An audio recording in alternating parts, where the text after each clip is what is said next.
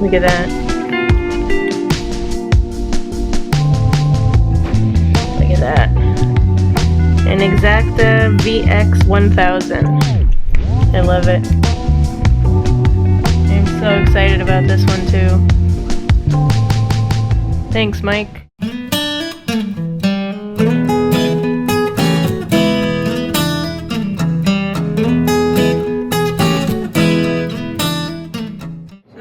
Way to Tradition to try to take some pictures again, and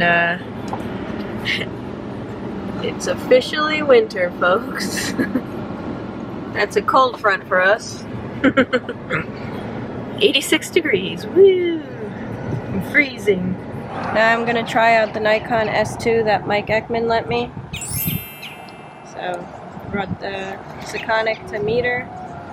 See what I can, and I have Portra 400 in there, so see if I can get some color pictures.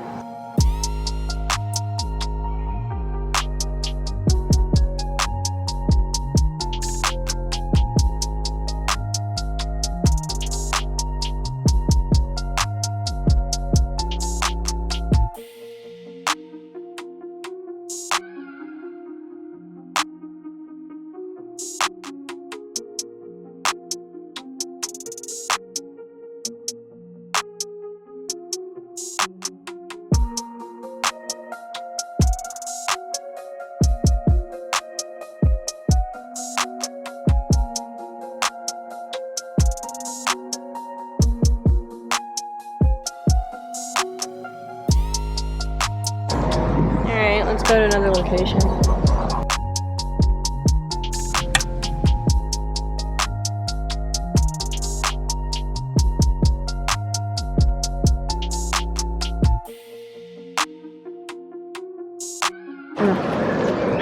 I've got my meter on the hot shoe here, so I have a meter. Oh, look at the moon over there.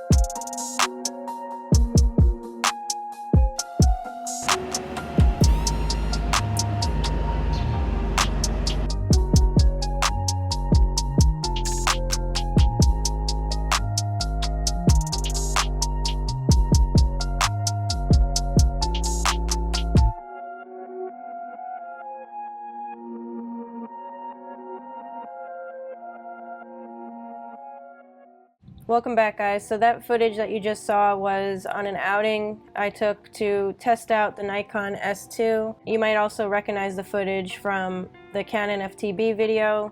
I had shot black and white film with that camera as well as color film with this camera, and I was really happy with those pictures. I really loved the way Kodak Portra brought out the colors and the way the lens on this camera brought out the contrast. So as you know from my Canon 7 video, I am on the hunt for a rangefinder that's not too pricey, and Mike Ekman's been nice enough to lend me cameras here and there, and he surprised me with this camera and the Exacta, which I'll be reviewing in a video in the future. And so far I'm in love with the Canon 7, but this camera definitely is a testament to the hard work and thought that Nikon put into their cameras. It's light, it's small, fits nicely in your hand. I enjoyed using it.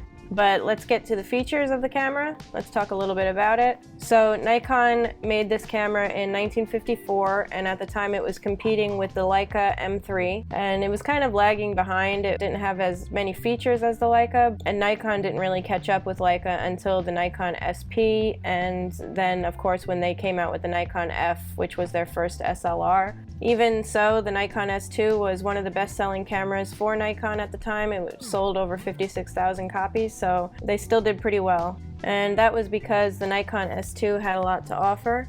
For one thing, the Nikon S accepted the 35mm film that we know today, 24 by 36 film, whereas the Nikon S before it wasn't able to take that. And they added an advanced lever instead of just an advanced knob. Shutter speeds go up to 1/1000th, whereas the Nikon S only went up to 1/500th. And also the earlier Nikon S2s have chrome dials. All of these are chrome. And then later they made them black. And then they also came out with an all-black Nikon S, which are actually really rare and hard to find because those were made special to order for photojournalists. You had to have photojournalist credentials in order to order one, so they're pretty rare. And it's believed that the S in the series is to signify synchro, and that's because it accepted flash synchronization. So the dial around the rewind knob has all the speeds to sync with electronic flash and for bulbs. And then you have the shutter speed dial, which has two layers to it. The top one is for higher speeds and the bottom one is for the slower speeds. And in order to use the slower speeds, you have to have the dial set to 30-1 in order to be able to use the bottom dial for slower speeds. And when I first used the camera, I forgot about that. I took some still life photos and they all came black because I forgot to do that. But also, just like the Nikon F, you have the collar around the shutter button with R for rewind and A for advance. Also, under the film counter, it's actually a manual film counter, so you have to turn it to 0 when you load the film, and then it'll count on to 36. So the lenses were made compact because the focusing helical is actually inside of the camera instead of in the lens. So when you turn the dial up here to focus your rangefinder, it turns your lens for you. You can also manually focus the lens yourself. It gets locked, so if it gets locked, you have to pull this lever and turn it.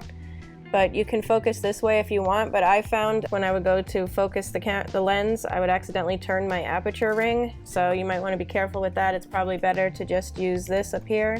Also, the Viewfinder has 1:1 life-size magnification, meaning when you look through it, I look through it with my left eye because I'm left-handed, but when you look through it, it's like you're looking through a window right at your subject. There's no magnification, so you can keep one eye open while you look. The only issue I had with this, with it being 1:1, is when I tried to take still life photos, I had a really hard time for some reason getting the frame centered. I don't know what I was doing wrong, but my picture ended up off center. I don't know if that has to do with the 1:1 magnification or what, but I wasn't seeing it correctly, I guess, and my photos were off center. I'm sure that's just user error, not a problem with the camera. One thing that this camera has a disadvantage to, like the Nikon SP, this camera only accommodates the 50mm lens, which I have here, and that could be seen as a disadvantage if you like to use other focal lengths. You would have to get an external viewfinder for any other focal length, so you may see that as a disadvantage. So really that's it. Just in case you're thinking of buying it, I wanted to go over the features real quick and just my experience with it. I